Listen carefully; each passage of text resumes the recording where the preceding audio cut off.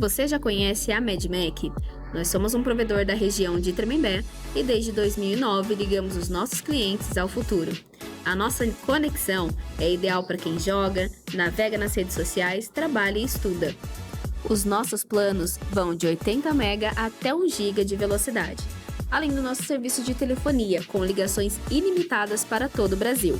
E para conhecer o que há de melhor de internet, ligue para a nossa empresa. O telefone é o 12 3672 2956 ou, se preferir, mande um oi no WhatsApp 12 99601 1340.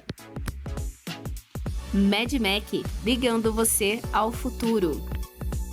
Sejam todos muito bem-vindos ao seu podcast empresarial. Eu sou Marcelo Duarte, atrás das câmeras temos a Hilary e hoje o nosso bate-papo é sobre gastronomia. Hoje temos uma referência gastronômica no nosso estúdio, mas antes de eu fazer a breve apresentação do nosso entrevistado de hoje, vamos falar sobre as nossas patrocinadoras. Começando por ela, MedMac Fibra Ótica. Nós estamos utilizando a internet da MedMac para fazer essa transmissão nas principais plataformas de streaming. Então você aí na sua plataforma preferida, já curte, comenta, compartilha. Para quem está no YouTube, já se inscreve, ativa o sininho de notificações. Sempre que trouxermos alguém gabaritado aqui, você poderá receber esse conteúdo, fazer muito networking.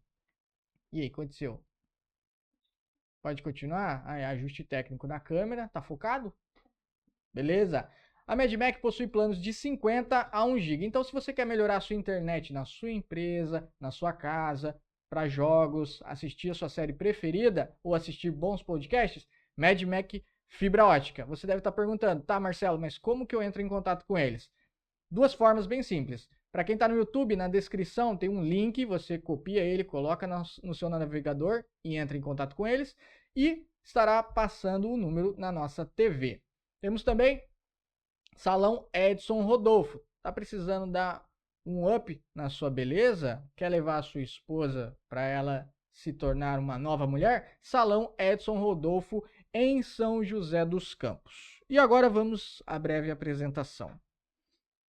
Bom, localizado aqui na cidade de Tremembé, Santa Figueira foi fundada em 17 de dezembro de 2009 e foi adquirida em Final de 2019, início de 2020. Ok, por Carlos Wagner dos Santos Coelho. Ele que é uma pessoa reservada e muito carismática, já digo de antemão.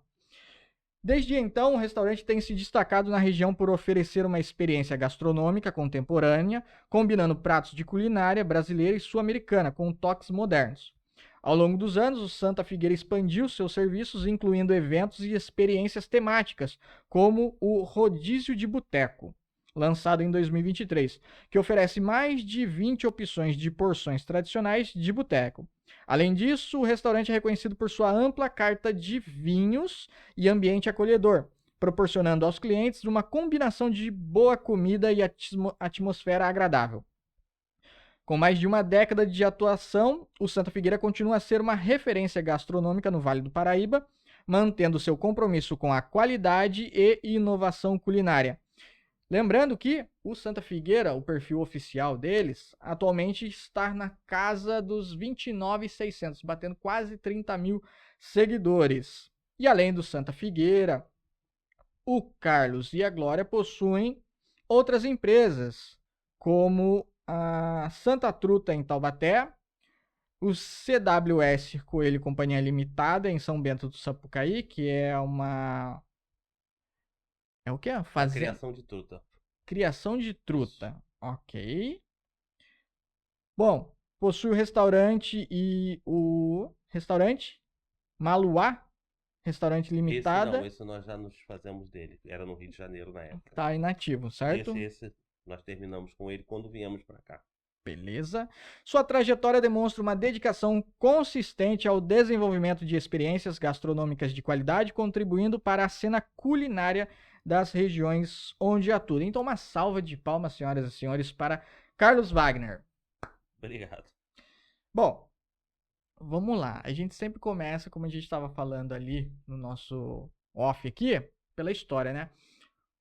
E você pode ser detalhista ou breve, tá? Fica a seu critério. Como foi a sua infância? Foi uma infância como todo garoto, acho que foi maravilhosa, né? Como todo garoto da década de 70 e 80. Infelizmente é uma infância que eu não vejo hoje nos jovens, nos garotos de hoje. Mas foi muito boa. Família de classe média, tive realmente as oportunidades de poder estudar, de poder me aperfeiçoar. Então posso te dizer que eu tive uma infância muito boa. Excelente. Sua adolescência? Também estudei, sempre tive essas oportunidades de cursos, até chegar à época de início de faculdade. Nesse período já trabalhava com meu pai, né? Meu pai tinha lojas de material esportivo na época, no Rio de Janeiro. Então eu tive todas essas oportunidades. Perfeito. E como foi trabalhar com o seu pai? Foi enriquecedor. Boa parte do que eu sei hoje eu devo no caso que eu aprendi com ele. Tino para os negócios, caráter nos negócios, tudo isso. Entendi, um bom referencial, né? Muito, muito, muito. Qual foi o maior desafio que você enfrentou trabalhando com o seu pai? Discussões de ponto de vista. Certo. Mas, na maioria das vezes, tudo que eu tentava mudar ou implementar, que não era aceito num primeiro momento, sempre tinha um argumento muito forte por parte dele. Por que o não? E isso me ensinou muito. Porque a gente, quando jovem, acha que sabe tudo da vida. E, na verdade, você precisa, às vezes, de caminhos e entender o porquê. O não é muito importante para que você cresça. Entendi. Trabalhar com um não, saber trabalhar com um não é um diferencial, Sim. né? Auxilia na inteligência emocional das pessoas, Com ao certeza. meu ver, porque tem muita gente que tem um probleminha de aceitação. Quando você fala um não, a pessoa acha Se que sente rejeitado, se sente... pessoal. Não é nada, não é pessoal. Você tem que ter essa coisa de saber ouvir o não, se for o caso, contestar e tentar entender. Porque às vezes esse não torna-se um sim. Se você expor por que você quer aquilo, e aquela negativa, às vezes ali na frente a pessoa olha e fala, vamos tentar desse jeito. Isso acontece hoje com meu filho. Tem hora que eu falo para ele trabalha comigo. Tem hora que eu falo, não, o caminho é esse. E por ser mais jovem, às vezes é mais afoito. Que você tem que conduzir e direcionar. E muitas vezes que eu falei não, voltei atrás, porque vamos tentar a sua ideia. Talvez dê mais certo do que a minha. Entendi. Ainda mostra uma flexibilidade, né? Sim, mas você tem que ter essa flexibilidade porque você não é o dono da verdade. Você tem que estar todo dia para aprender. Excelente. Eu vejo muito que as pessoas dos anos 70, 80, ali até fim dos anos 90, têm, como eu posso dizer, uma casca um pouco mais grossa Com certeza. para Foi uma série de coisas, forjado para né? vida diferente. Essa geração que nós temos hoje, cada um sabe da sua vida, mas é uma geração que se ofende muito rápido. É uma geração, no meu ponto de vista, muito despreparada para uma série de coisas.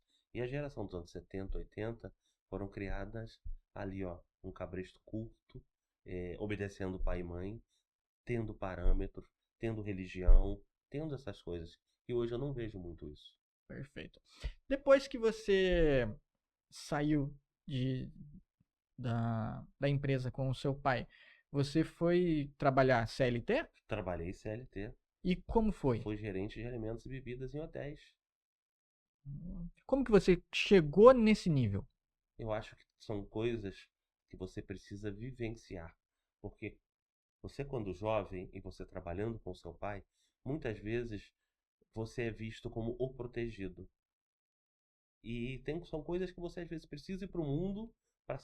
Será que eu sei aquilo mesmo? Será que eu posso me virar sozinho? E esse foi um dos motivos. Entendi. Você ter as suas próprias experiências, Com né? certeza. Porque quando você tá ali com seu pai, ele você tá tá debaixo ali. da asa, teoricamente. Deu um problema, você tem alguém para te auxiliar. E quando você tem que ir pro mundo, o mundo não te trata com esse amor. O mundo bate. Bate doído. Como que foi para você esse período fora? Foi riquíssimo, foi engrandecedor. Aprendi coisas que eu levo até hoje pra minha vida. Na verdade, a vida ela é feita de experiência. Você pega esse somatório e você vai se forjando.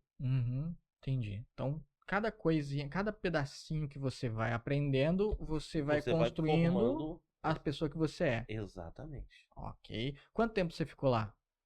Eu trabalhei acho que uns 10 anos, mais ou menos isso. 10 anos. Não na mesma empresa, Aham. mas uns 10 anos de CLT. De CLT?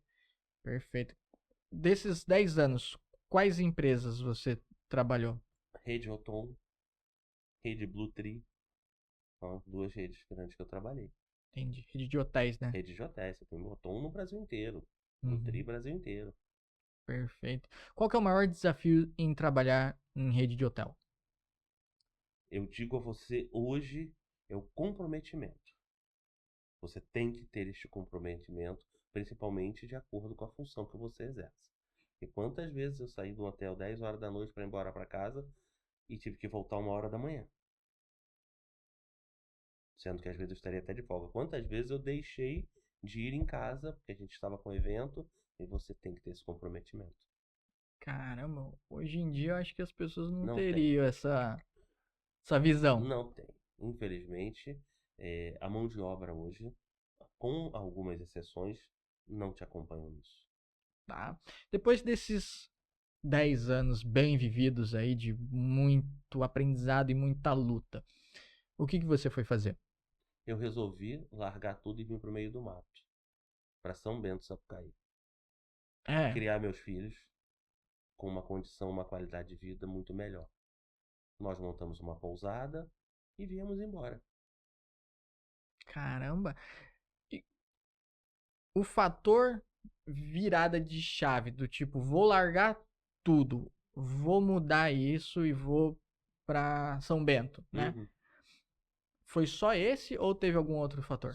Fatores de cidade grande, violência, essas coisas que já estavam me cansando de você não poder ter essa liberdade, de você ter, de você, como é que eu posso dizer, você não poder expor o que você conquistou às vezes. Uhum. Então essa questão dessa violência, que hoje é muito pior, me trouxe para uma cidade interior, para uma vida mais tranquila, para botar o pé no chão, para ter a terra, para poder ter um animal, para poder plantar e, ao mesmo Uhum. tempo, também continuar empreendendo, né, com as coisas, com as oportunidades daquele momento. Certo. Estão pedindo para você ficar um pouco mais próximo do microfone, então se você Ok. acha que ficar assim de ladinho assim, acho que fica mais Ok. tranquilo. Melhorou o áudio? Ok, então vamos lá. Questão de criar os filhos, certo? Sim. E vir para uma região mais tranquila. Normalmente o pessoal que vem de São Paulo aqui, eles se encantam com a chácara aqui, porque para eles é uma coisa meio mágica, assim, sabe? Exatamente. Você sair daquela rotina e você vem para um espaço assim, com verde, com os animais, com silêncio, né? Acho que é um dos fatores principais é o silêncio. Eu costumo brincar o seguinte: no início as pessoas se incomodam até com o barulho do silêncio, porque eles não estão acostumados com isso, de vir para o mato, essa coisa tão parada. Eles são muito urbanos. Mas muita gente está virando essa chave e fazendo esse caminho que eu fiz há 30 anos atrás. Entendi. Então como é que foi para você criar e viver aqui em São Bento? Foi maravilhoso. Meus filhos tiveram uma infância maravilhosa, de poder andar descalço, de poder botar a mão na terra, de poder fazer tudo isso. No início, há 30 anos, nós tínhamos uma dificuldade, você não tinha uma internet que te permitia você fazer cursos, fazer uma série de coisas que hoje você tem. Você não sai de casa, você consegue fazer tudo isso. Uhum. Então isso foi, a gente morava num sítio na época, então eu tinha que todo dia andar 13 quilômetros para levar meus filhos na cidade, na escola, para poder mais tarde voltar, pegar. Mas eu não me arrependo de nada disso, faria tudo novamente. E como é que vocês se sustentavam nesse... Nós criamos uma pousada. E nós também já tínhamos um certo, vamos dizer, um certo capital que nos permitiu Ah, isso. tá, perfeito. Qual que é o maior desafio em se administrar uma pousada? Hoje eu digo que é mão de obra. Uhum. Hoje eu digo que é mão de obra. Mas uma pousada familiar é mais fácil. Quando o dono, a dona estão junto, torna-se mais fácil. Mas somente como negócio, como você empreender numa pousada, é questão de mão de obra. Entendi. Não só na pousada, eu acho que em qualquer segmento. E quem toca é você e a Glória. Lá na época, sim. Na época, Era sim. fácil, Glória?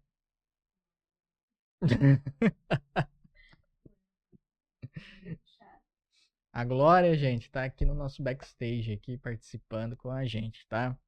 Então, ok, temos vocês com uma pousada, certo? Sim. Depois da pousada, o que vocês foram fazer?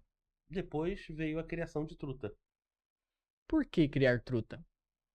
Era um empreendimento, era um negócio que tinha muito potencial.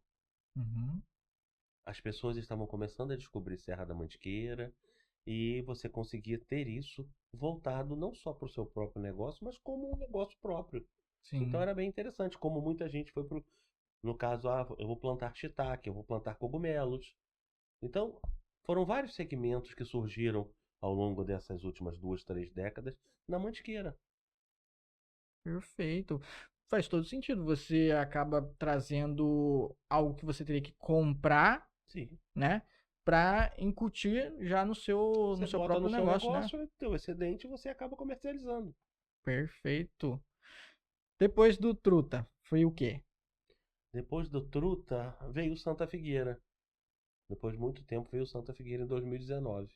Como foi pra vocês fazerem a aquisição de um restaurante aqui em Tremembé e por que aqui? Na verdade, não tinha um local certo. Certo. O que nós já havíamos identificado era a Serra da Mantiqueira tinha uma sazonalidade muito grande. Quando eu digo Serra da Mantiqueira, você pode englobar Santo Antônio, São Bento, Campo, São Francisco Xavier. Tinha uma sazonalidade muito grande. Você tinha os meses de maio, junho, julho e agosto, que você tinha uma alta temporada, mas em compensação você tinha mais 6 meses que tinha uma sazonalidade. Nós chegamos à conclusão que talvez fosse interessante ter um negócio onde não dependesse do turista. Por isso veio a opção, vamos então montar alguma coisa no Vale. E que você vai trabalhar para a pessoa que mora, não é a pessoa que vai sair para jantar quando ele veio no final de semana. Ele vai fazer, como todo mundo, ele frequenta um restaurante, seja no almoço, no jantar. Então nós resolvemos adquirir um restaurante ou montar um restaurante em função disso. Você continua com a questão da, do empreendimento que demanda turista, que você precisa do turista, e você cria um outro empreendimento que você fecha essa lacuna de ociosidade em determinada época. Por isso nós resolvemos adquirir ou montar um restaurante aqui para baixo. Não tinha nada específico Taubaté, Tremembé, era uma ideia. E surgiu uma oportunidade com o Santa Figueira. Entendi. Bom, aqui, para quem não sabe, né, vamos contextualizar para vocês, pessoal. Santa Figueira, ele fica numa ótima localização, que é próximo à igreja sede aqui de Tremembé, É né? uma basílica. É Basílica, a né? menor basílica do Brasil.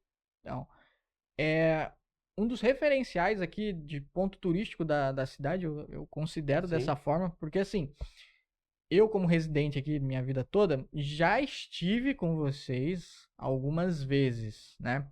E realmente a experiência em si lá é fantástica. E quando a gente ouve falar do Santa Figueira, vem esse referencial que a gente estava até conversando ali, né? É, as pessoas elas têm esse. Ó, o pessoal aqui já já tá em peso aqui já. Tem esse referencial, né, do ser um bom lugar, ser um ponto de referência. Você pensa em Tremembé, você pensa restaurante, você pensa Santa Figueira, porque está numa ótima localização. Então vocês estão suprindo ali as duas demandas, certo? A gente estava conversando que vocês compraram Santa Figueira. Eu costumo brincar que nós compramos para fechar. Conta essa história aí. Nós compramos o restaurante final de 19, início de 20. 2 meses depois veio a pandemia. Aí você faz o quê? Como fazer? Nos 3 primeiros meses nós literalmente fechamos. Não demitimos nenhum funcionário por causa de pandemia. Nenhum. Todos continuaram trabalhando com a gente. Nós pagávamos rigorosamente, mantínhamos eles com a gente, porque era uma incógnita. Pode voltar daqui a uma semana. No início era isso. Ah, vai reabrir daqui a uma semana. Ninguém sabia quando ia reabrir. E aí você fala, eu tenho uma equipe montada, eu desmonto essa equipe e depois eu tenho que remontar. Então nós fomos. Aí a partir de 3 meses nós resolvemos colocar delivery. Foi duro você ver o delivery Você imagina um prato, uma lagosta numa marmitex. Então, mas foi assim. E as pessoas pediam e nós fomos nesse caminho. Não era o que a gente queria, mas fomos nesse caminho. Então, nós ficamos esse período, pandemia, né? Levando a coisa em banho-maria, achando que ia abrir, e fomos tocando. Como nós tínhamos outros negócios também, a coisa foi se suportando, vamos dizer assim.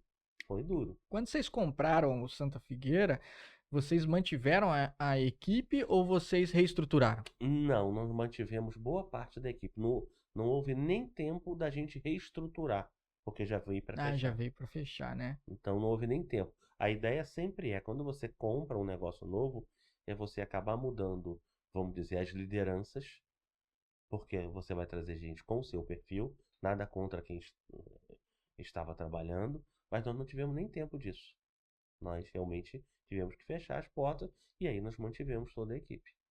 Ok. Bom, já temos uma pergunta aqui já. Bom, vamos lá. Momento fandom aqui.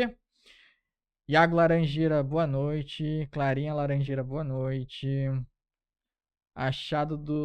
Achado Salp Shopee, boa noite. Ian Laranjeira, boa noite.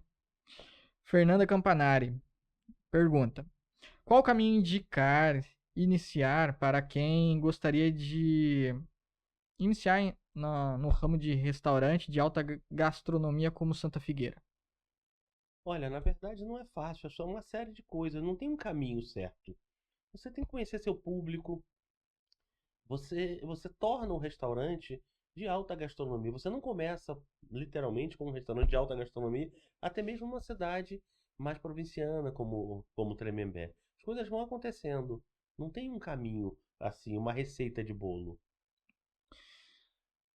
Fernanda, sentiu, né? O negócio é no dia a dia. Fazer, executar, se aperfeiçoar, ter um bom referencial para você saber aonde é que você quer chegar, Sim. né?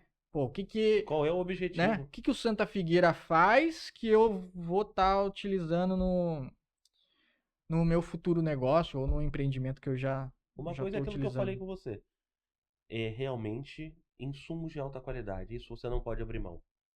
Se você quer ter alta gastronomia, se você quer ter excelência em pratos, é insumo de qualidade.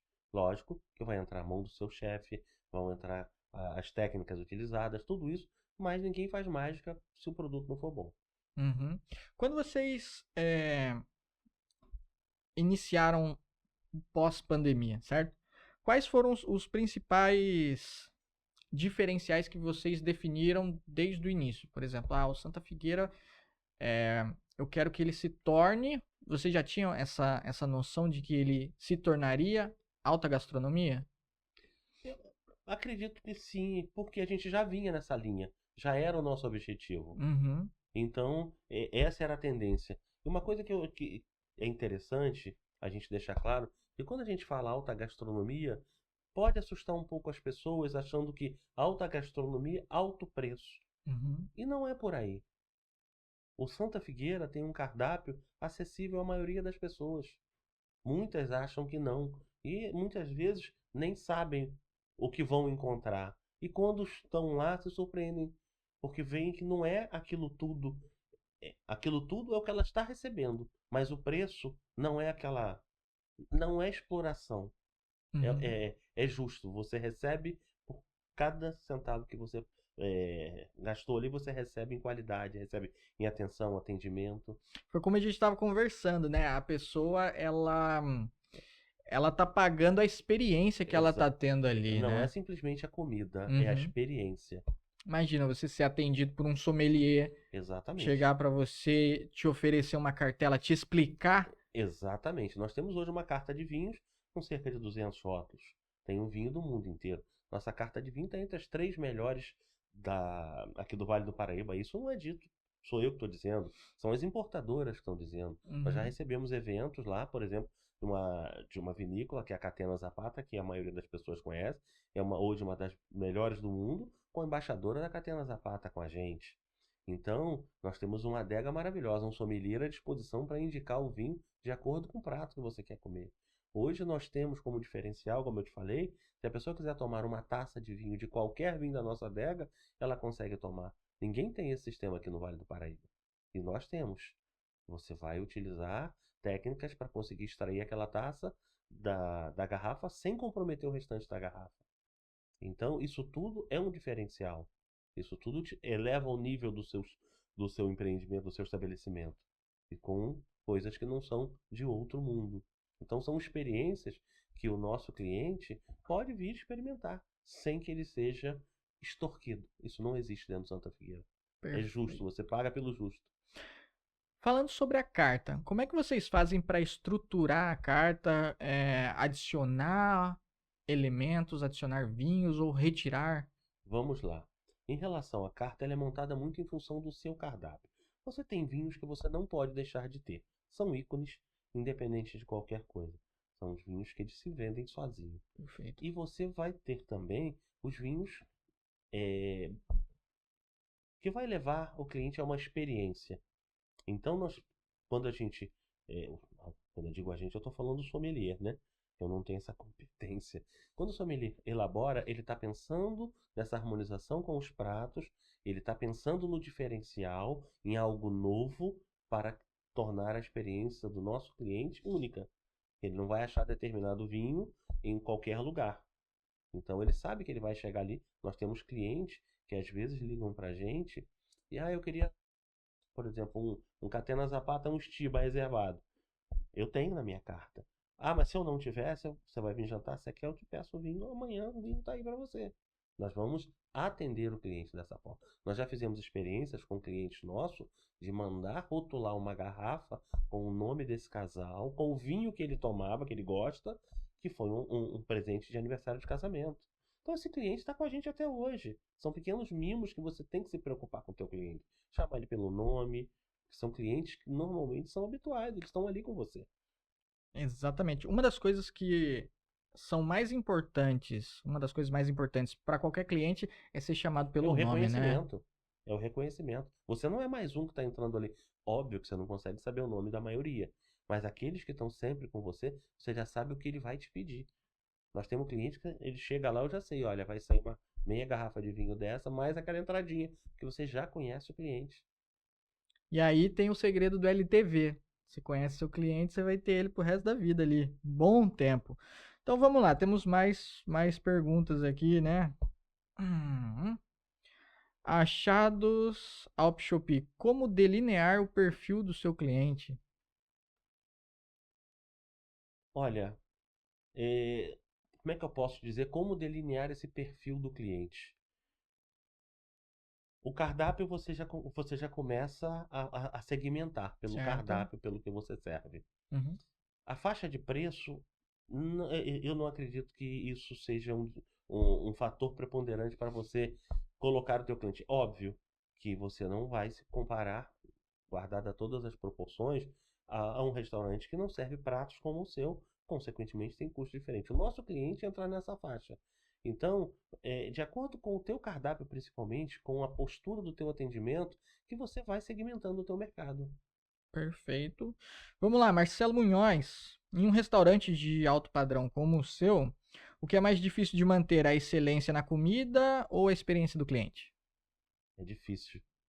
É difícil. Você tem que ter as duas coisas num patamar elevado. Você não pode pecar nenhum nem outro. A excelência na comida está muito ligado a um problema que eu falei desde o início. A uma mão de obra deficitária. Então, isso é um problema sério.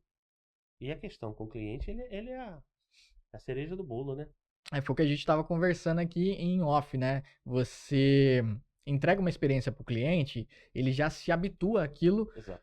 Ele não aceita nada menos. Menos, é. Se você colocou uma coisinha a menos ali, ele já sente que tem alguma coisa diferente ali. Pô, com toda certeza. O que aconteceu, né? E você vê o cliente, nós temos pratos no nosso cardápio que eles têm exatamente 16 anos. São pratos que a gente não consegue tirar.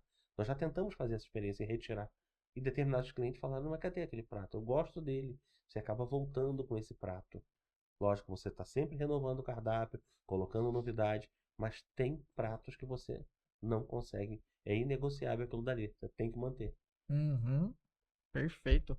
Então temos ali uma cartela de vinhos, já Sim. sabemos como colocar, como tirar, certo? Em relação à parte dos eventos, como que vocês estruturam isso dentro da empresa? Vamos lá, nós temos um responsável por eventos na empresa e essa é uma parte muito interessante.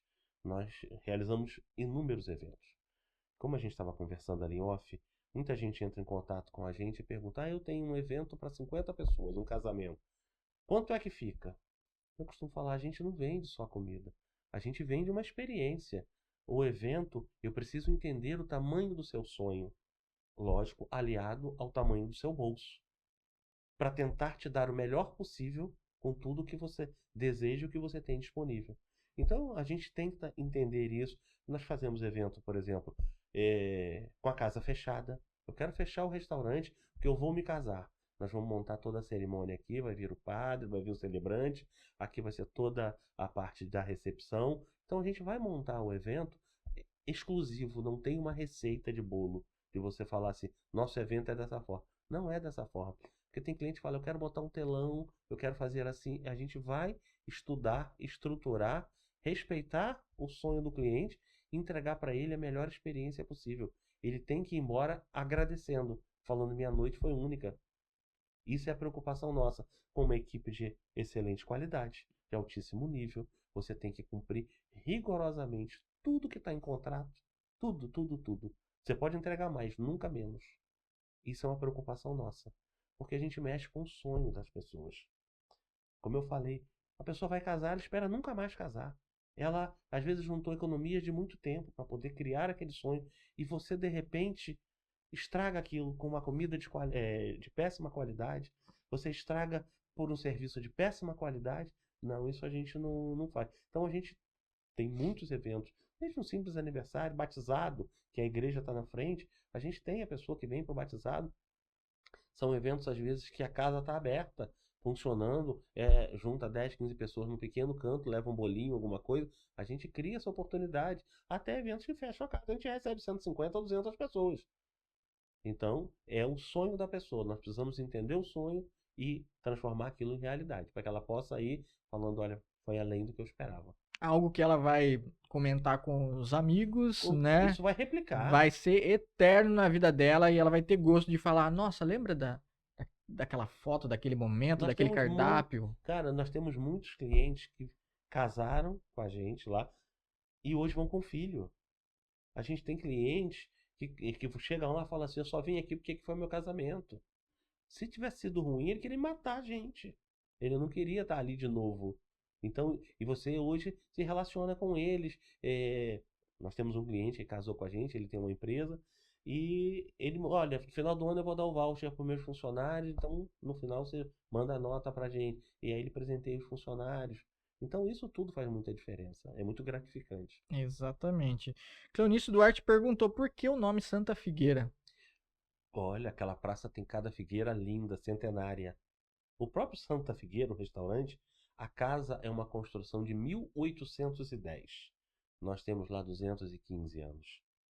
Então, é uma casa que tem paredes de 1 metro de largura. É um quarteirão inteiro. E na frente, na praça, nós temos figueiras centenárias, entre o Santa Figueira e a Basílica do Bom Jesus. Por isso, Santa Figueira. Interessante. Cultura, gente. Olha, eu vivo em Tremembé e não sabia disso. Isso aí. O bom de conversar é isso. A gente expande a mente e vai descobrindo coisas da nossa cidade que a gente não sabia, né? Vamos lá, Fernanda Campanari. Para o feriado de Páscoa, quais pratos indicam? Ela tem uma reserva no domingo com vocês. Olha, em função do clima do final de semana de Páscoa, a indicação seria pratos à base de peixe, crustáceos, frutos do mar, um belo de um bacalhau, ou quem sabe um polvo. Aí você tem também uma moqueca, enfim, camarão. O cardápio é bem extenso. Isso aí. Achados da Shopee, como vocês elaboram os eventos dentro e fora do restaurante? Volto a dizer, Você já estava falando, exatamente, né? essa elaboração é de acordo com o que a pessoa tem a necessidade. Uhum. Eu preciso só de um dos salões, eu quero exclusividade nesse salão, eu preciso do restaurante inteiro porque eu vou fazer a cerimônia. Aí nós vamos, de acordo com a necessidade, montar esse roteiro para esse evento. Ok. Bom, agora vamos falar sobre cultura e liderança, tá? Vamos mudar um pouco o jogo aqui. Como que você forma e mantém uma equipe engajada? Eu costumo dizer o seguinte: uma equipe engajada, ela só está com você pelo olerite no final do mês. Pague bem, valorize o trabalho, invista no teu funcionário. Ele fica com você. Se, se esses pilares não funcionarem, você não tem funcionário. Se você paga mal, não valoriza, ele não fica com você. Invista nele, em cursos, invista no salário dele, que é muito mais barato você pagar mais para ele, porque você está trocando toda hora. Nós temos, como eu falei, problema sério de mão de obra. Você compromete sua qualidade. Então é mais fácil você ter uma equipe melhor remunerada para que você consiga ficar com essa equipe. E a valorização é essa. Uma pessoa que se sente parte da história da empresa, né? Não é Sim, só simplesmente números, mas ela sente que aquilo que ela está executando ali tem propósito, né? exatamente. Exatamente. Ela tem que se sentir valorizada.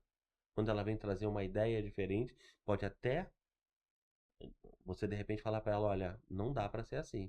Porque às vezes a ideia vem, mas ela precisa de custos, precisa de viabilidade, é uma coisa maravilhosa, mas ela não encaixa às vezes naquele momento, às vezes ela não encaixa dentro do perfil. Mas quando você às vezes fala um não e daqui a pouco você fala um sim, que a outra ideia veio, a pessoa se sente valorizada de vir. Não é só aquela pessoa que chega ali no horário dela, bate o cartão, vai trabalhar, olha, deu meia hora, tô indo embora, não quero nem saber. Você tem que estar valorizando. Que volta até no que a gente estava falando, né? Do falar o não. Exatamente. Quando a pessoa ela tem esse sentimento dentro da empresa ali ou da corporação, quando ela começa a ouvir um não, ela começa a entender, pô, ele tá me falando não, mas não é aleatório aquele Sim, não, né? Tem você tem base, nexo, então você tem exatamente. parâmetros para você falar, "Ah, isso não dá para fazer. Às vezes, naquele momento, talvez mais para frente, ou não encaixa no nosso perfil. Tem coisas que você tem que ponderar. Ou quando a ideia é bem-vinda, eu costumo dizer o seguinte: nós não somos dono da verdade. Me prove que a sua ideia é melhor do que a minha e vamos fazer a sua. Por que não? Nós não somos dono da verdade. Não é porque nós estamos em posição de patrão e empregado que eu tô sempre certo. De jeito nenhum. Mostra para mim que você faz melhor. Tá resolvido o problema. É negócio isso. A gente precisa do retorno no final de tudo. Né? No final das contas, teoricamente, todo mundo tem que jogar pro time vencer, né? Não tem Exatamente. que jogar contra. Exatamente. Tem que ser por aí. Ok. Você tem alguma filosofia pessoal que você leva para dentro da empresa? Olha, eu não sei se é uma filosofia pessoal, mas eu acredito muito nas pessoas. Acredito bastante nas pessoas. Apesar de estar bem escolado já com muita pancada da vida. Mas eu ainda acredito muito no ser humano. Eu acho que isso faz toda a diferença. E dentro da empresa, aonde eu trabalho, e olha que restaurante é bem diferente. Aonde eu trabalho não funciona no grito. Nunca. Uhum. Em restaurante eu digo que você tem os momentos que é onde a coisa funciona no grito. Dentro de uma cozinha existe uma pressão muito grande. Mas as pessoas têm que entender que aquele grito, aquela bronca, aquela coisa daquele momento é de momento. Saiu dali, vamos tomar uma cerveja junto. É, dentro de uma cozinha, principalmente onde você precisa de excelência, a pressão é muito forte. Muito forte. A hora que você vê lá 30, 40 comandas ao mesmo tempo e você tem que administrar, gerenciar aquilo, cada um, porque dentro da cozinha, cada um tem o seu posto, tem a sua praça. Cada um na sua praça e aquilo tem que ser uma sinfonia para chegar na mão do chefe e o chefe é só provar o prato, finalizar e soltar na boqueta. Então a pressão é muito grande. Entendi. Então, se vocês sentirem algum é, gritos na cozinha, não se assustem. Tá tudo sob Oxe, controle. quando você vê essas coisas, passa aí nesses Masterchef da vida, a pessoa que grita, é aquilo ali para pior. Aquilo ali tá editado. É para pior. Tem hora, por exemplo, Dia dos Namorados. Você passa 400 pessoas em 4 horas, em 5 horas. Você tem horário. Eu estou falando pelo nosso restaurante. Uhum. Você tem horário. Você vai jantar com sua namorada, seu horário ou é de 7 às 9 ou é de 9h20 às 11h20. Porque não dá para você sentar numa mesa num dia normal, 8 horas da noite, quero sair às 11. Não, não dá, porque a demanda é muito grande. Então a cozinha trabalha numa pressão absurda. Certo. Bom, a gente já sabe que mão de obra tá desafiadora, Mão de né? obra não existe. Quando a gente, para quem vai começar a contratar ou para quem já está contratando, quais são as características que um funcionário precisa ter para trabalhar com vocês? Olha, quando chega o currículo nas nossas mãos, uma coisa que eu valorizo muito são os cabelos brancos. Muita gente não valoriza que é garotada. Eu sou o contrário. Eu acho que a experiência conta muito. Por um lado é ruim, porque ele traz vícios de outros lugares. Mas quando você consegue selecionar um bom currículo, eu acho que faz muita diferença. Essa questão da experiência. E óbvio que você olha, eu acho que não só eu, o tempo que as pessoas permaneceram em empregos anteriores. Quando você percebe que entrou 3 meses num, 2 meses no outro, algum motivo tem. Não são todos os empregos dele que são problemáticos. Ele talvez seja problemático.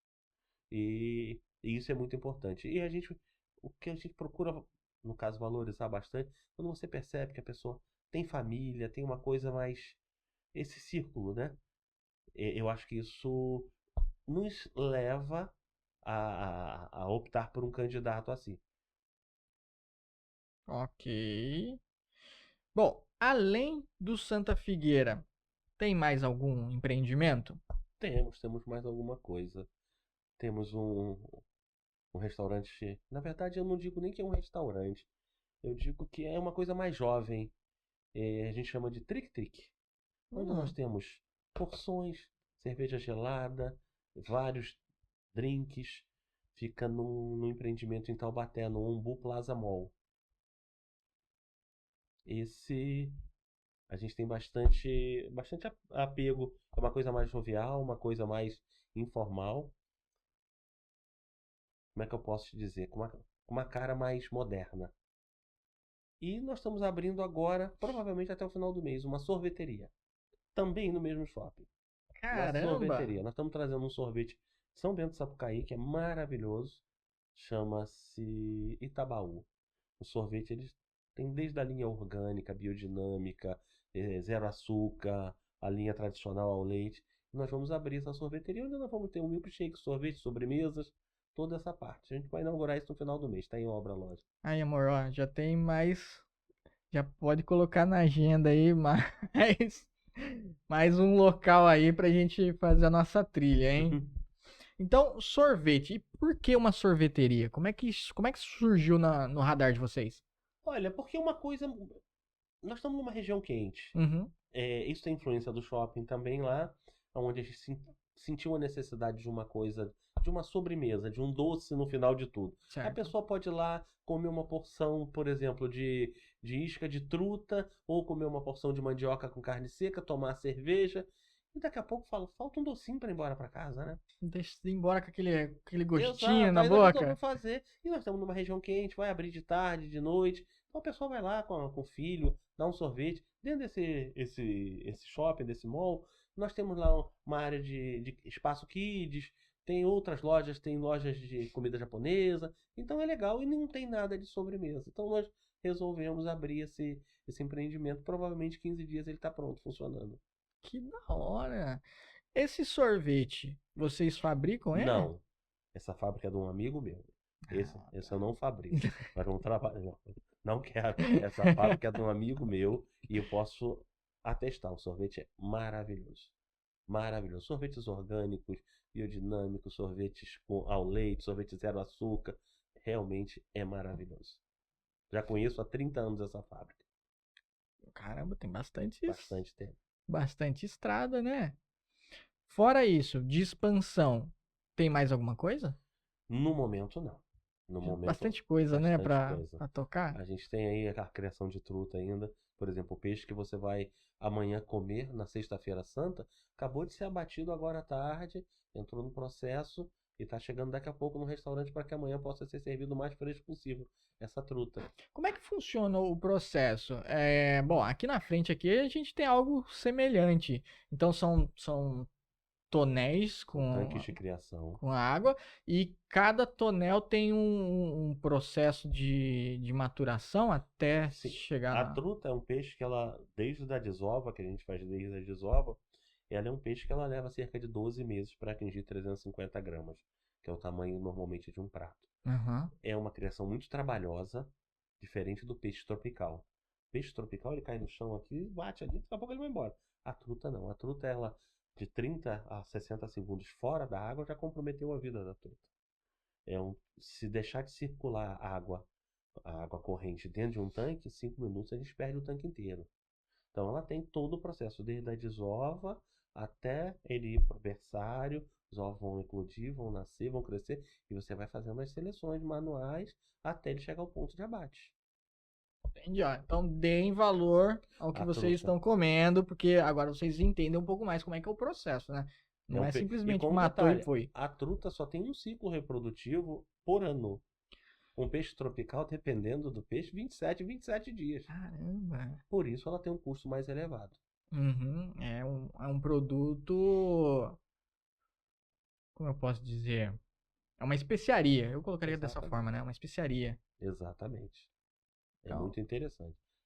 A gente tem no restaurante ceviche de truta, enfim, o que a gente consegue fazer com o peixe beneficiar, a gente utiliza, né? lá no Santa Figueira também tem o rodízio do boteco. Na verdade, nós temos vários segmentos Tá. ao longo do ano. Rodízio de boteco, nesse momento, ele não está funcionando, porque normalmente ele vai começar no meado de novembro e vai até o carnaval, período de verão, São aí, sazonais. sazonais. Coisas sazonais. A partir do início do mês agora de maio, a gente volta com a feijoada aos sábados. Aí a gente tem a feijoada que normalmente vai até final de agosto. Aí quando chega junho e julho, as noites de sexta e de sábado, nós temos o fundi. Então a gente trabalha em função. Nós terminamos essa semana. Toda quarta-feira nós tínhamos o risoto em dobro. A pessoa ganhava 50% de desconto no segundo prato de risoto, só às quartas-feiras. Então a gente vai trabalhando. Cada temporada a gente tem um trabalho diferente, um prato, uma oferta diferente. Certo? Carlos, essa validação vocês fizeram de que forma? Em relação a. A esses eventos pontuais. Em função de tempo, por exemplo, eu não posso botar a feijoada em janeiro, eu mato o cara que come a feijoada. Calor danado, tem que ir pro período do inverno. Já o boteco te pede cerveja, te pede uma coisa mais informal, com calor. Então a gente vai fazendo esse tipo de coisa. O fundi vem às sexta e sábado, porque nos meses de junho e julho, que é mais friozinho, você tem o apelo pelo fundi. A pessoa não precisa ir para Campos para comer um fundi. Para comer um fundi de verdade. Porque você tem pessoas que fazem em outros locais, mas é um fundi que não é igual de Campos, vamos dizer assim. Então você não precisa subir a serra. Então a gente vai de acordo com o clima, a época, a gente vai adaptando esses menus. Perfeito. E como que vocês fazem para administrar todos esses empreendimentos? Família. Então você vai delegando filho. Exatamente. Eu tenho um filho que está agora no Santa Figueira. Tem um que está no Santa Truta. E assim a gente vai. Família. Divide os problemas.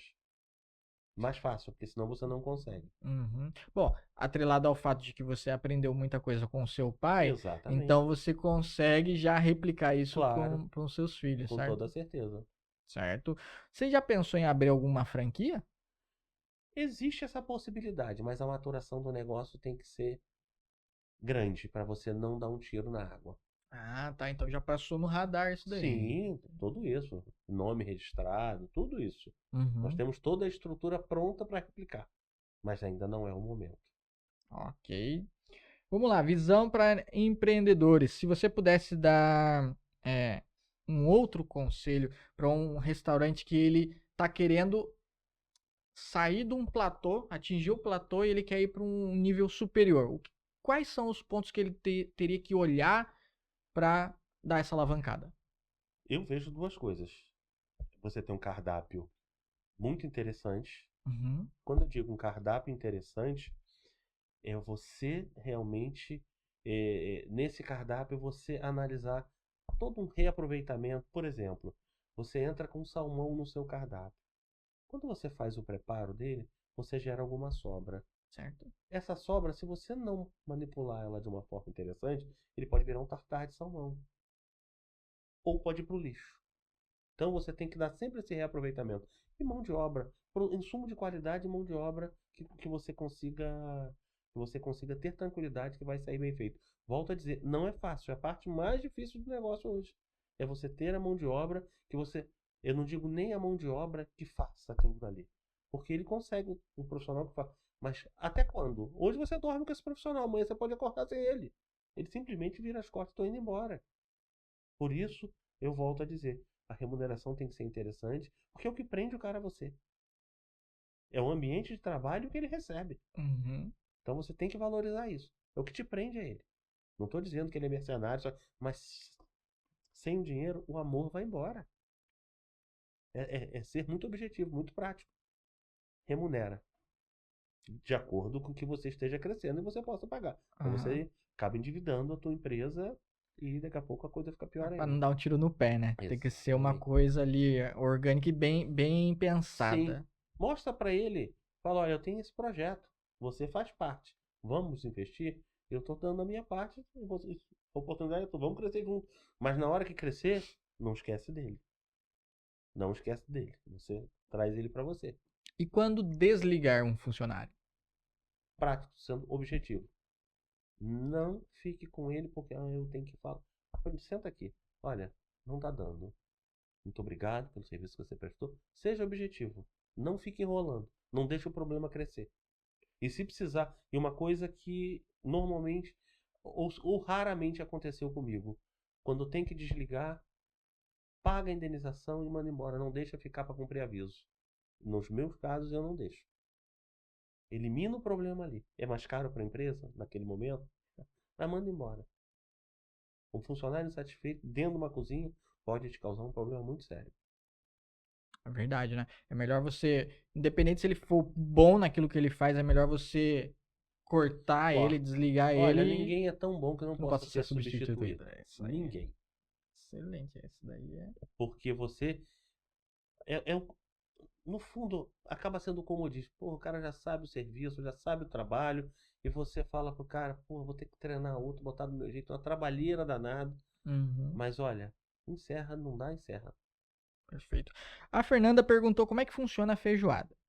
A feijoada, a nossa feijoada, ela, diferentemente de muitas, todas as nossas carnes são separadas. Nós não temos aquela feijoada que tem tudo dentro de um pote só. Nós temos carne seca, paio, calabresa, enfim, todas as carnes, orelha, rabo, tudo separado. A pessoa vai comer o que quer. Uhum. Normalmente a gente dá a cortesia da caipirinha e é um buffet de feijoada, né? Não vai na mesa, a pessoa se levanta, se serve à vontade, come à vontade quanto ela quiser. Fica um buffet de feijoada com todas as carnes separadas, além de outras coisas que vão na feijoada. Ok. O que mais te dá prazer em administrar esse negócio? É ver um restaurante cheio. É ver as pessoas comendo e virando para você e falando, estava muito bom. E a pessoa, você sente a verdade da pessoa. Quando a pessoa vem te procurar e fala para você, olha, foi muito bom. Você fala, eu estou no caminho certo. Isso dá prazer. Satisfatório, né? Você vê Muito. o Tem coisas, resultado daquilo que você faz. tem coisas que te chateiam bastante ao longo do caminho, mas tem coisas que quando você fala isso, você fala, eu acho que eu estou no caminho certo. Entendi. Então, prestar atenção nos feedbacks, né? Não, isso é muito importante. Falem bem ou falem mal, mas tragam esse retorno. Se foi ruim, mostra pra gente aonde eu tenho que me desculpar, aonde eu tenho que melhorar. Porque acontece problema. Seria ilusório falar que a gente não tem defeito, não tem erro. Tem. Todo dia a gente está aprendendo. Todo dia. Mostra que eu estou errado, que eu vou baixar a cabeça, pedir desculpa e vou tentar fazer melhor. Mas me mostra onde está o erro. Não deixe de falar. Não vá para a internet, meta o pau sem que você tenha chance de se defender. Chama a gente e fala. Olha, foi uma porcaria isso aqui. Então vamos lá, vamos conversar. Graças a Deus que é raro acontecer. Mas acontece, a gente tem falhas. Como todo mundo. Seria ilusório eu acreditar que eu não tenho. Tem sim, nossa equipe tem, como a de todo mundo. Mas são falhas pontuais que a gente consegue reverter. Excelente. Essa é uma excelente visão. As pessoas, principalmente nas redes sociais, elas têm um ímpeto de externalizar a raiva Quer botar pra fora tudo aquilo. numa tacada só e não pensa, não para pensar que, como você falou, né? Existem falhas. As falhas elas acontecem e as pessoas, nós trabalhamos para minimizar isso, para Sem que isso não dúvida. aconteça, né? Isso é muito rico o que você falou. Pô, teve um erro ali, chama para perto, vamos Exato. conversar, explica, né? Explica. Tem fundamento, A gente tem que pedir desculpa. né? Como tem coisas, por um exemplo, às vezes a pessoa chega lá e fala assim, ó, eu quero, você bota essa carne aqui, você bota essa carne com esse risoto. Ou você fala para a pessoa, olha, esse prato foi pensado em sabores, em harmonização de sabores. Do jeito que você quer, não é o que fica bom. Aí quando a pessoa pede daquele jeito, fala, mas não tá gostoso. Mas não foi feito daquele jeito para ficar gostoso. Tanto é que a gente evita ao máximo em fazer qualquer alteração de prato. Porque o chefe de cozinha criou, elaborou sabores, teve todo esse trabalho, essa experiência, e de repente você quer mudar? É a mesma coisa. Eu quero um cheeseburger sem queijo. Não faz sentido. Então tem coisas que a gente evita de fazer. E aí aonde gera quando você de repente não faz uma vontade de um cliente. Aí ele sai de lá e ele vai na internet e diz que foi tudo péssimo. Ele quer botar tanta raiva no negócio. Então eu costumo sempre dizer, a gente que já lida até com pousada, com comércio há muitos anos, seja ponderado ao analisar as críticas. Olhe as outras avaliações. Porque de repente você vai achar 20 avaliações maravilhosas, vai achar uma que o cara diz que foi tudo péssimo. Será que aquele é o. Não, eu tenho 20 avaliações, 17 são péssimas, 3 são mais ou menos? É péssimo mesmo. É péssimo mesmo. Não é sendo realista. Agora, você tem 20, tem 2 que não foi 100%, então vamos analisar por que ele tá com essa raiva às vezes toda, né? Uhum. Então, eu acho que tem que ser por aí. Às vezes ele nem tava num bom dia, resolveu Exatamente. externalizar no Tudo lugar deu errado. errado pra ele aquele dia, ele já bota pra fora no restaurante. Então, ó, a Clenice Duarte já perguntou, já está respondido. E ela perguntou, o cliente sempre tem razão? Não, de jeito nenhum. Eu não pactuo disso.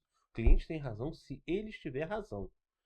Reclamações infundadas, o cliente nem sempre tem razão. Se nós estivermos errados, vamos abaixar a cabeça, pedir desculpa e solucionar o problema. Agora, às vezes um mimo que o cliente quer, às vezes alguma vontade do cliente que foge dessa coisa, o exemplo do prato. Eu quero que mude esse salmão com risoto tal, eu quero que bote outro. Não, se foi elaborado, você até por uma liberalidade pode até conceder isso. Mas ele não tem razão de fazer isso. Em outras reclamações também não tem razão. Eu não pactuo com isso. O cliente sempre tem razão. Não, não tem. O cliente tem razão quando ele tem o direito de ter razão. Aí nós vamos abaixar a cabeça, pedir desculpa e corrigir o problema, seja de forma financeira, seja você colocando um novo prato para ele, dando um voucher de cortesia, enfim, mostrando que você se sensibilizou e você realmente reconhece que você errou. Agora, se ele não tiver razão, ele não leva.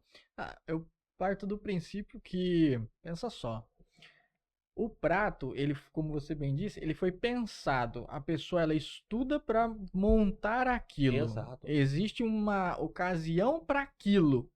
É toda uma atmosfera em volta para te entregar aquela experiência. Então, você tá indo lá comprar experiência. Aí você quer estragar a experiência só porque deu na telha de que você vai trocar o A pelo B? Pô, não é assim. Não é por aí. Então, isso não é de hoje.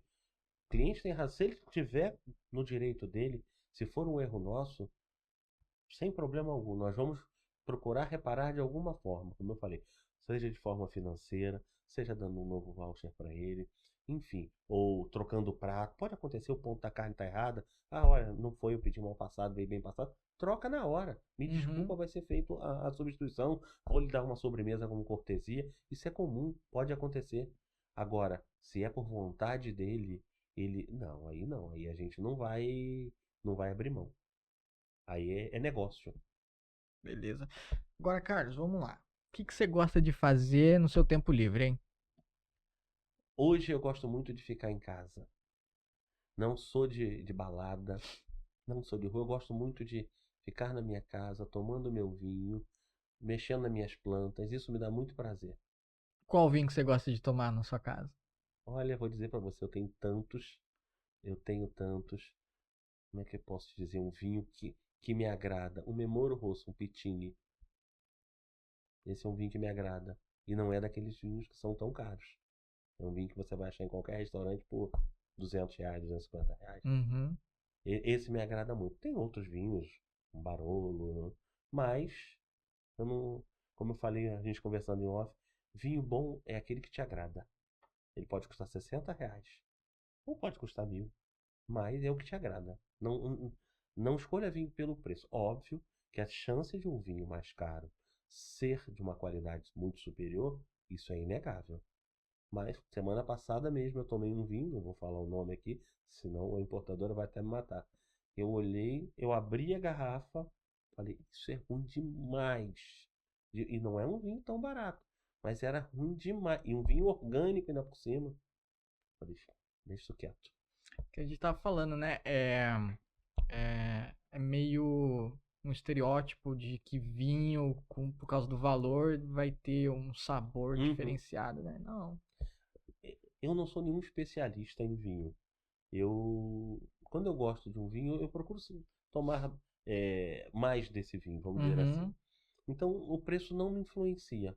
Não me influencia. Eu costumo brincar, tinha um amigo meu que falava, se eu tomar um vinho muito caro, vai cair os meus dentes. Então, o vinho bom é aquele que te agrada. Se você achou um vinho legal, não importa se ele é 60, 600, vá nele.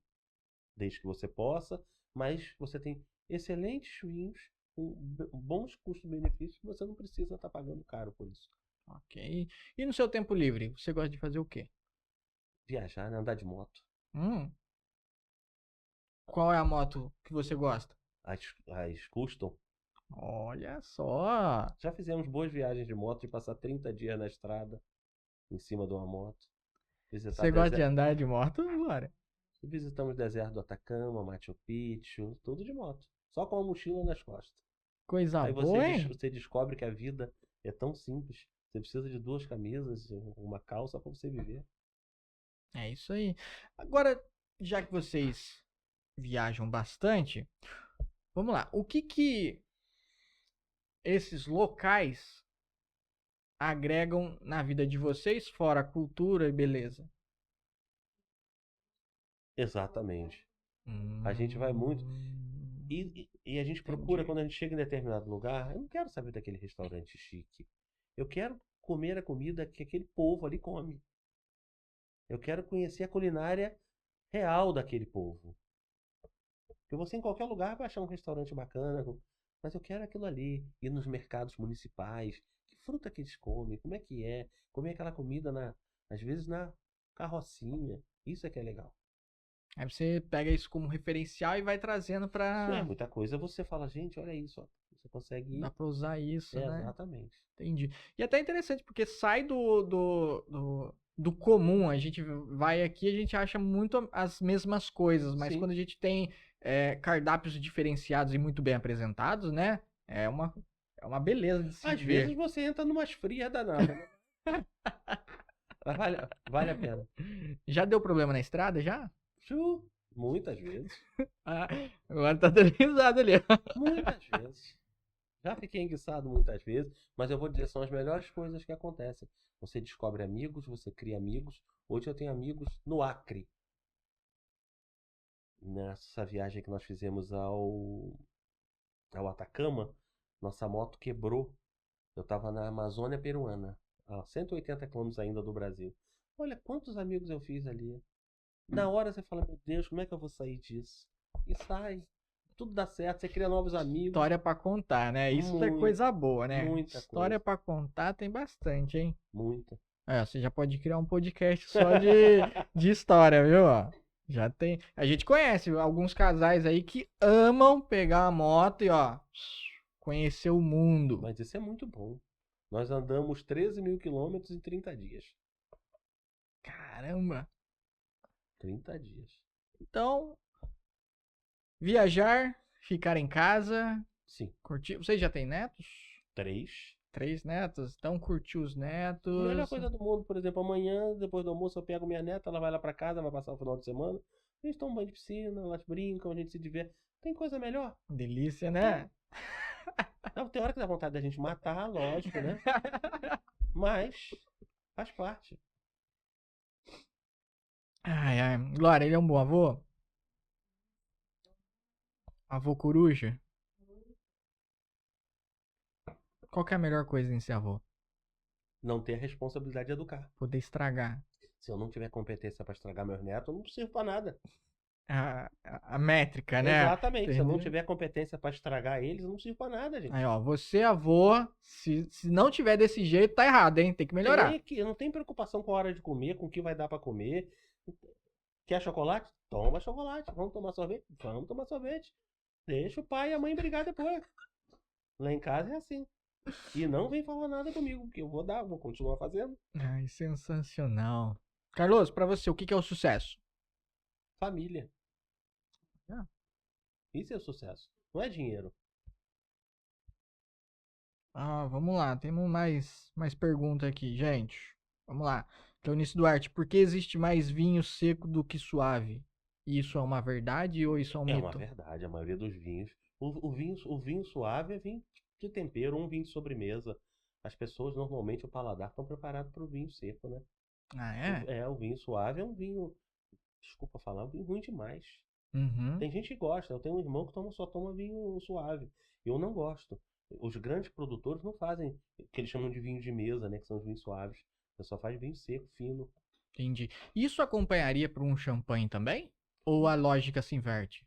Não, nem tanto. Nem tanto? Não, os champanhes acabam indo também mais para linha seca. Você tem os moscatel, que aí você acaba utilizando mais o açúcar da própria uva. Uhum. Tá, entendi. Então, o vinho seco, Isso. ele é para um paladar um pouco mais... Seria refinado? Não sei se é refinado, é individual da pessoa. Tá. Mas os grandes vinhedos não fazem vinho doce, Uhum. a não ser o vinho de sobremesa. Esse sim, que é um vinho que leva muito açúcar. Mas vinho suave, não. O vinho doce normalmente é um vinho de mesa. Você vê em garrafões, são tipos de uva voltado para isso. Não é um Aham. vinho para, no caso, você beber com uma comida, você numa comemoração, normalmente você não utiliza isso. Certo. Estão perguntando se vocês ainda trabalham com rodízio de pizza. Não. Rodízio de Certo. pizza não. Ok. Nós criamos sim o rodízio de pizza para eventos. A pessoa nós temos agora um evento, se eu não me engano, em junho. A pessoa quis o rodízio de pizza. Aí nós vamos criar para um evento. Aí você tem um número mínimo de pessoas e você vai criar esse evento voltado para isso. Mas como cardápio, não. Perfeito. Tá. Sucesso já entendi. Família. Dinheiro. Qual que é a sua percepção do dinheiro? Como assim a percepção do dinheiro? Olha, interessante, viu? Primeira pergunta primeira pessoa que me volta com a pergunta, né? A percepção. Você olha para o dinheiro, você vê ele como uma ferramenta, você vê ele como uma energia, você vê ele como um mal necessário, como um escravo ou Não, algo que como trabalhe para você? Normalmente ele tem que trabalhar para mim. Normalmente o dinheiro tem que te render frutos. Ele tem que trabalhar para você. Você bota o dinheiro para trabalhar. Não vejo como um mal necessário, mas ele é mola mestra. Sem ele você não faz nada. Ele não pode ser só o seu objetivo, mas ele faz parte do... Seria hipócrita falar que ele não faz parte do negócio. Exatamente, até porque tudo gira Em torno dele, é a ali, mola. né? Você depende dele para você poder criar novos projetos, sustentar sua família. Na sua visão, qual é o impacto social que todos os seus empreendimentos têm? É grande. É grande. A gente tem muita gente que trabalham com a gente. A gente tem muitas famílias que dependem disso. Exatamente, fora as memórias das outras que passaram. Exatamente. Exatamente. A caminhada é longa, né? Uhum. Eu pareço estar com 30 anos, mas eu tô com 57, né? Não parece mesmo. Não dava 57 pra você, mas tudo bem. Vamos lá. Vamos lá. Você tá frente ao espelho, certo? E aí você se vê aquele garotinho que teve uma infância raiz, aquela infância boa, rua, árvore. Uhum. Cresceu, teve as experiências, trabalhou em bons lugares, teve vários desafios, né? Se tornou uma pessoa casca grossa. Casou, teve filhos, tem vários empreendimentos um empresário bem-sucedido. Qual é a perspectiva que você tem de você? Eu acho que eu dei certo. Eu acho que. Dei não, eu estou dando. Por quê? A parte financeira eu nem conto muito. Mas como eu volto a dizer, eu acho que tudo que a gente faz, principalmente ligado aos filhos, neto, eu acho que isso está dando certo. O dinheiro é uma consequência disso. Mas eu acho que quando você cria essas raízes, esses vínculos, essas coisas, e você percebe que você tem a sua família ao seu redor, de alguma forma você está dando certo. O legado, né? O É. legado que você tá deixando. E é um bom Exatamente. legado. Ok. Uma mensagem que você queira deixar para quem tá assistindo, vai assistir ou ouvir esse podcast. Acredite sempre. Porque normalmente você olha e a maioria das coisas parecem estarem erradas. Acredita em Deus e foco, porque uma hora vai. Uma outra coisa que me veio à mente aqui que eu lembrei. Atualmente, vocês possuem parcerias com outras empresas? Eu tenho algumas parcerias, sim. Não são muitas, mas a gente sempre tem alguma coisa. Dependendo Certo. do segmento, dos interesses mútuos, né? Perfeito. Então, vocês estão atualmente abertos a Claro, parcerias. com toda certeza. Ok? Então, ó, você, empresário e empreendedor, que tiver aí uma ideia inovadora, algo que agregue, eles estão abertos, hein? Fazer networking em negócios é muito bom. Com toda certeza, isso é muito importante. Ok? Então, eu agradeço primeiramente a Deus por ter colocado pessoas sensacionais e ilustres aqui à minha frente. Foi um prazer inenarrável poder conhecê-los e entender um pouco mais como funciona Sim. o negócio de vocês e a história, né? Que uma pessoa que não tem rede social, você me deixou numa saia justa, rapaz. Não tenho. Eu costumo brincar, como eu falei pra você, eu sou de outro século. Não tenho nada contra a rede social. Às vezes dou algumas risadas com o que eu vejo na internet, mas ainda não me convenceu. Perfeito. Continue assim, viu? Porque eu acho que é uma das coisas assim que é maravilhoso você É uma conseguir ferramenta maravilhosa. Eu entendo isso. viver sem ela. Eu acho isso sensacional. Tanto é que quando eu tava me preparando aqui, eu fiquei pensando, como que será que é a mente de uma pessoa que não usa rede social? Né? E eu fiquei pensando, tá, mas eu também não usava. E pra mim era normal. Então por que agora passou a ser tão assim fora da curva algo, né? É interessante. Eu vejo, por exemplo, a minha netinha pega o telefone, tuf, tuf, tuf, tuf. Você fala, gente, como é que pode? Parece que já nasceu com isso, gente. Eu não tenho essa facilidade e, como eu disse, não me faz falta. Excelente. Agradeço também a Hillary, que tá aqui atrás do backstage. Agradeço a você, Glória. Obrigado por ter vindo. Agradeço a você que nos acompanhou até o final desse podcast. Não se esqueçam de curtir, comentar, compartilhar, se inscrever na plataforma que você estiver nos assistindo. Para quem está no YouTube, ativa o sininho de notificações. Sempre que trouxermos alguém gabaritado, você poderá conhecer a história, aprender um pouco mais, algo que irá agregar à sua vida e, óbvio, fazer muito network, que a gente ama isso. Gente, beijo no coração, fiquem com Deus e até a próxima.